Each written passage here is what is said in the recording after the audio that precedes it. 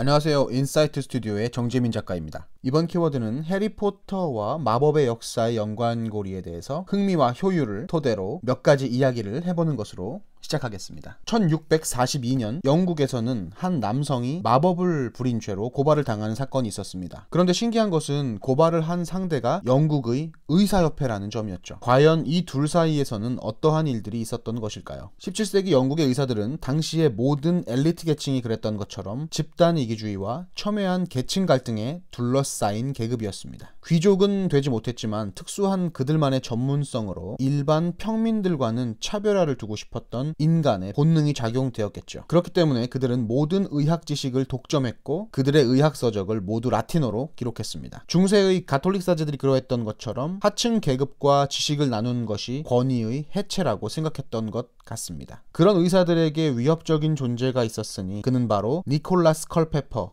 라는 이름의 약초학자였습니다. 그가 자란 환경은 세계 최고의 약초학자를 만들기 위한 토양이 되었습니다. 안타깝게도 그의 아버지는 일찍 세상을 떠났지만 그 때문에 외할아버지와 생활하면서 어릴 때부터 천문학, 점성술, 그리고 할아버지의 의학 서적에서 많은 견문을 넓히게 됩니다. 또한 그의 외할머니는 어린 컬페퍼를 약용식물과 허브의 세계로 초대했죠. 이러한 배경 때문에 그는 누구도 범접하지 못할 수준의 약초 지식을 갖게 되었고 이를 통해 가난한 시민들을 위한 약초학 가이드를 발간하기에 이릅니다. 이 서적을 통해서 평상시에 의사의 도움을 받을 수 없었던 가난한 백성들은 약초를 통해 큰 도움을 얻게 됩니다. 컬페퍼는 의약품을 상업적인 것이 아니라 누구나 누릴 수 있는 공공의 자산으로 보았고 의사들은 가난하고 병든 약자들을 이용해서 돈을 버는 부당한 계층이라는 생각을 갖고 있었습니다. 이러한 그들의 사고 차이로 인해 결국 영국의 의사협회는 니콜라스 컬페퍼가 약초를 끓여서 마법을 쓰는 부정한 인물이라는 혐의로 고발했고 그것이 바로 이 사건의 발단이 된 것이죠. 그럼 왜 약초를 통해 가난한 자들을 도우려 했던 컬페퍼의 선심이 마법이라는 사악한 도구로 전락했을까요? 그 이유는 바로 한 권의 책 때문이었습니다. 울리히 몰리터의 1489년작 마녀와 점장이에 관하여라는 이 서적은 독특한 특징이 있었는데요. 모든 글자가 라틴어로 기록되어 일반 민중들이 읽지 못했던 반면 일반인들의 이해를 돕고자 삽화를 삽입하였던 것입니다. 이 때문에 글을 읽지 못했던 대중은 삽화 중의 하나인 약초를 끓이는 두 여성에 대한 그림을 보고 마녀에 대한 이미지를 부정적으로 고착화시켜 버렸습니다. 한 장의 삽화 때문에 연금술과 약초학은 마법으로 변모되어 부정적인 이미지를 얻게 되었고 100년이 넘는 시간 동안 유럽인들의 인식체계에 깊게 뿌리 내렸습니다. 단지 여성의 얼굴을 기괴하게 그린 삽화가의 수준 낮은 그림 하나가 중세 유럽의 수많은 마녀 사냥에 가장 큰 부정적 역할을 했다고 생각하니 웃을 수도 울 수도 없는 일인 것 같습니다. 조금만 더 리트머스 학습을 해볼까요? 이러한 마법의 역사를 세기의 작품으로 승화시킨 현대판 셰익스피어가 있었으니 그녀의 이름은 바로